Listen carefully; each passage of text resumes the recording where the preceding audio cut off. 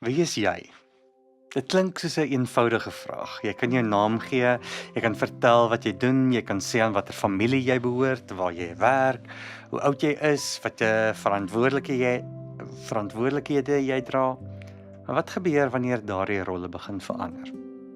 Weet jy wanneer jy nie meer die werk doen wat jou jarelank gedefinieer het nie? Wanneer jou kinders die huis verlaat, wanneer jy aftree, wanneer 'n diagnose jou liggaam en toekoms anders laat lyk, wanneer 'n verhouding verander of 'n vriendekring uit mekaar beweeg. Genesis 32 neem ons na 'n donker rivier waar Jakob nie net met 'n vreemdeling worstel nie, hy worstel ook met die vraag: wie is ek werklik? En kan ek as myself geseën word? Kom ons begin by die groter prentjie. Jakob is op pad huis toe. Hy het ongeveer 20 jaar by sy oom Laban gewoon. Hy het 'n groot familie, baie vee en aansienlike besittings opgebou. Van buite gesien lyk hy soos 'n suksesvolle man. Maar huis toe gaan beteken dat hy vir Esau moet ontmoet. Dit is die broer wie se eersgeboortereg hy verkry het. Die broer wie se seun hy deur bedrog ontvang het. Die broer voor wie hy gevlug het. Jakob hoor dat Esau met 400 mans op pad is. Hy raak bang, hy verdeel sy mense in groepe, hy stuur geskenke vooruit. Hy probeer die ontmoeting so goed moontlik bestuur. Dan kom hy die nag by Jabok. Jakob sit tuur sy vroue, kinders, dienaars en besittings oor die rivier. Uiteindelik bly hy alleen agter. Dis asof hy verhoog leeg gemaak word. Alles waarmee hy homself kon beskerm of definieer is nou aan die ander kant. Hierdie gedeelte staan daarom nie los van die ontmoeting met Esau in Genesis 33 nie. Hierdie worsteling is 'n draaipunt wat Jakob voorberei voordat hy vir Esau moet ontmoet. En waarin hy God se aangesig sien. Vir die eerste hoorders was Jakob se verhaal ook meer as 'n private geloofservaring. Jakob ontvang die naam Israel. Sy persoonlike verhaal word deel van die volk se gemeenskaplike identiteit. 'n Volk wat self verlies, migrasie, konflik, onsekerheid geken het. Wat kon vra, wie is ons nou? Is ons steeds God se mense wanneer ons gewond en onseker is? Dankie dat jy kyk en welkom by NG Weerdepark se aanlyn bediening. Hierdie is Bybelstudie.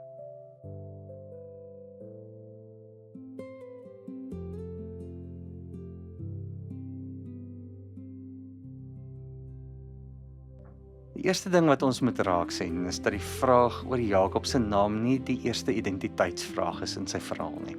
In Genesis 27 vra sy blinde pa, Isak, wie is jy, my seun? Jakob antwoord, ek is Esau, die eersgeborene. Hy dra Esau se klere, sy maat bokvelle om sy hande en nek gebind, sodat hy harig soos Esau kon voel. Hy ryk soos sy broer, hy praat onder sy broer se naam. Jakob ontvang dus die seun, terwyl hy voorgee dat hy iemand anders is. Agter daardie bedrog lê 'n diep identiteitsverhaal. My eie naam is nie genoeg nie. Om geseën te word, moet ek Esau wees. Om raak gesien te word, moet ek iemand anders se plek inneem.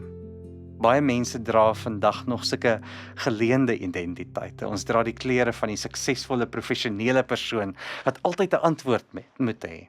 Die klere van 'n sterk ouer wat nooit mag moeg word nie. Die klere van 'n gelowige wat nie mag twyfel nie. Die klere van 'n versorger wat almal moet dra, maar nooit self hulp nodig mag hê nie. Soms raak 'n rol so diep met ons identiteit verweef, dat ons nie meer weet wie ons daarsonder is nie. By die Jabok word Jakob weer gevra, wat is jou naam? Die geheimsinnige man kort nie inligting nie. Die vraag bring Jakob by 'n oomblik van waarheid. Hier antwoord hy nie, ek is Esau nie. Hy antwoord, Jakob. Daardie naam dra sy hele geskiedenis. Jakob is die hakskeen-gryper, die onderkruiper, die man wat deur strategie, onderhandeling en soms misleiding probeer kry wat hy begeer. Wanneer Jakob sy naam sê, erken hy nie net 'n woord nie, hy erken sy hele verhaal. Eers daarna ontvang hy die naam Israel. Dis genade. Jakob hoef nie sy verlede weg te steek nie om 'n nuwe naam te ontvang, maar om sy verlede ook kry ook nie meer reg om sy volle toekoms te bepaal nie. Dit is belangrik dat ons as gereformeerdes hierdie ook binne genade ontvang en verstaan dat dit God is wat optree. God het reeds hierdie beloftes aan hom gemaak. Die verbond kom voor die geveg, genade kom voor sy prestasie. Die ontmoeting verander hom nie, sodat God hom uiteindelik kan lief hê nie. God ontmoet hom binne die verbondsbelofte en verander hom van daar af. Die goeie nuus is dis nie probeer harder om 'n beter weergawe van jouself te word nie. Die goeie nuus is God ontmoet jou sonder vermomming. Jy hoef nie iemand anders te wees om deur God geken te word nie. Ons identiteit in Christus verdiep hierdie waarheid. Ons behoort nie aan God omdat ons onsself aanvaarbaar gemaak het nie. Ons word uit genade ontvang en het van daar af gevorm. Die vraag is daarom nie net wie probeer ek wees nie, dit is ook watter naam spreek God se genade oor my uit.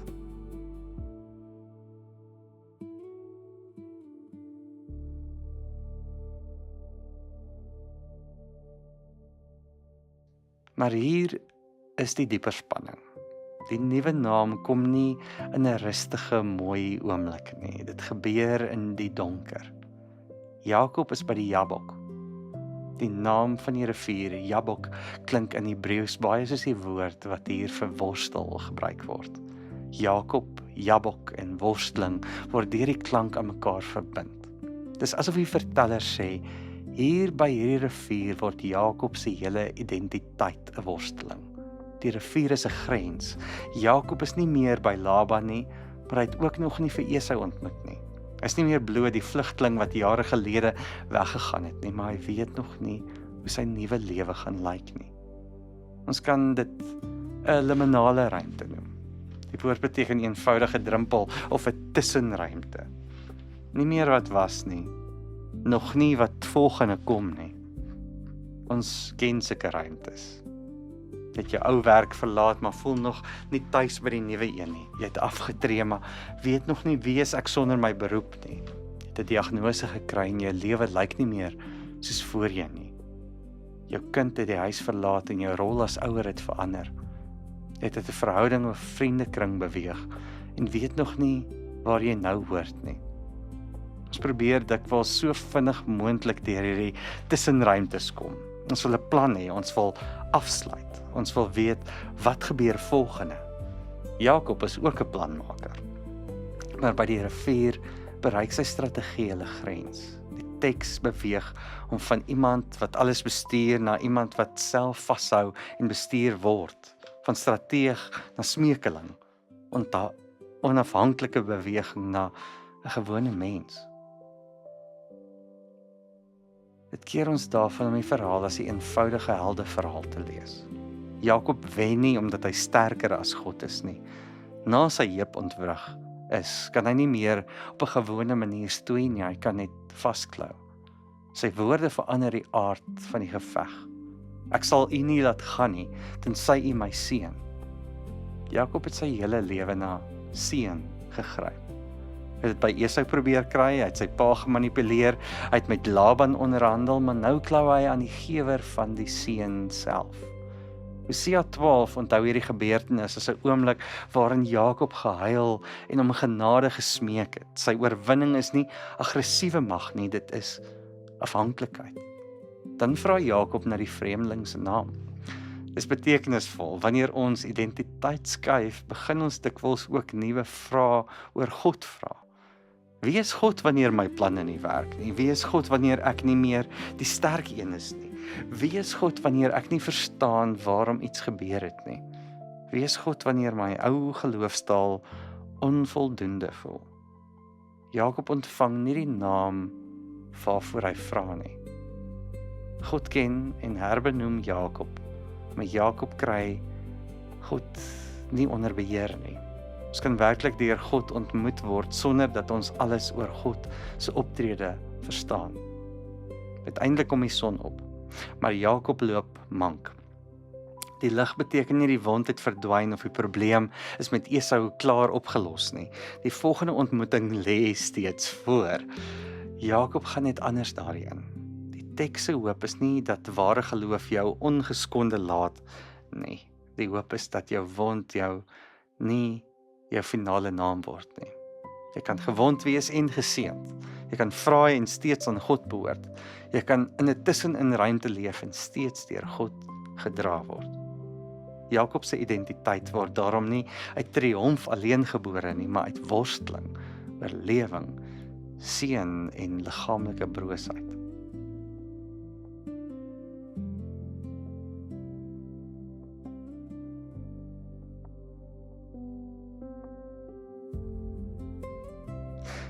Nou mens kan maklik hierdie teks misbruik of verkeerd lees. Die eerste misbruik is om te sê, as jy net hard genoeg met God worstel, sal jy uiteindelik kry wat jy wil hê. Dit verander gebed in 'n tegniek, waarmee ons God se arm probeer draai. Maar Jakob manipuleer God nie. Die ontmoeting word nie deur Jakob beheer nie. Hy ontvang uiteindelik nie alles waarvoor hy gevra het nie. Hy ontvang 'n seën, maar ook 'n wond. Hy ontvang 'n nuwe naam, maar nie volledige beheer oor God se naam of plan nie. Die uitnodiging van die teks is dus nie, wees hardkoppig genoeg en God sal toegee nie. Dit is wanneer jou eie vermoë eindig, mag jy steeds aan God se genade vasklou. 'n Tweede misbruik is om elke pynlike ervaring as iets te verklaar wat God doelbewus veroorsaak om jou 'n les te leer. En dit kan baie skade doen. Ons kan nie vir iemand met trauma, verlies, mishandeling of siekte wat dit beleef het, eenvoudig sê, God het jou heup ontwrig omdat hy jou wou verander nie. Die teks gee ons nie toestemming om ander mense se pyn goedkoop te verklaar nie. Wat ons wel kan sê, is geen wond het die mag om God se teenwoordigheid, genade of roeping finaal uit te kanselleer nie. God kan mense binne gebrokenheid ontmoet. God kan 'n toekoms oopmaak wat nie afhanklik is daarvan dat alles weer presies soos voorheen word nie. 'n Derde een is om die gedeelte net individualisties te lees. Ek moet my persoonlike identiteit vind. Maar Jakob ontvang die naam Israel. Dit word die naam van 'n volk. Die vraag is dus nie net wie is ek nie, dit is ook wie is ons saam. Wie word ons as 'n gemeente waar mense nie net iemand anders hoef voor te gee om te behoort nie. Word ons 'n familie wat ruimte maak vir mense wat worstel. Versorg ons die wat mank loop. Hoe help ons mekaar om nie net deur werk, status, ouderdom, huwelikstatus, gesondheid of prestasie bedien te word nie. Jakob se ontmoeting met God stuur hom terug na verhouding. Genesis 33 vertel hoe hy vir Esau ontmoet. Die aangesig van God by Pniel verander die manier waarop hy sy broer se aangesig sien. Die teks skei dus nie verhouding met God van verhouding met mense nie. Genade is nie net 'n innerlike gevoel nie. Dit maak 'n nuwe manier van leef moontlik. Eerliker, nederiger, minder verdedigend, bereid om verantwoordelikheid te neem, bereid om ander se menswaardigheid raak te sien. Dit beteken nie versoening is altyd eenvoudig of dat mense onveilige verhoudings moet ervat nie. Maar identiteit in God bevry ons van die behoefte om onsself ten alle koste te beskerm of te bewys. Ons kan die waarheid oor onsself erken, omdat ons nie deur ons skuld alleen definieer word nie. Genesis 32 gee nie vir ons 'n netjiese verhaal waarin alles teen sonsopkoms opgelos word nie. Ja, Esau wag nog. Jakob se heup is nog seer. God se naam bly vir hom 'n misterie. Maar Jakob is nie meer presies dieselfde mens nie. Hy het sy ware naam gesê. Hy het ontdek dat hy nie Esau hoef te wees om die seën te ontvang nie.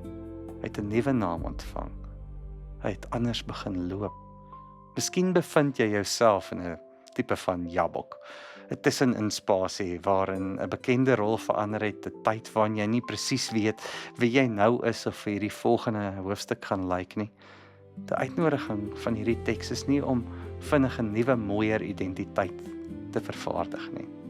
Dit is om eerlik voor God te staan, om jou naam te sê, om jou vrae te bring, om vas te hou wanneer jy nie alles verstaan nie, en om te ontvang dat God se genade 'n groter verhaal oor jou lewe oopmaak as die verhaal van jou prestasie, jou mislukking of jou wond. Kom ons bid saam. Here, U ken ons name. U ken die rolle wat ons dra in die verhale wat daar agter wegkruip. Ontmoet ons in die tussenspasies van ons lewe. Gee ons moed om eerlik voor U te staan. Leer ons om nie net op ons eie krag te vertrou nie, maar aan U genade vas te hou. En stuur ons om anders te leef as mense wat geken is, wat behoort en wat deur U genade gedra word. Amen. Mooi week vir jou verder. Totsiens.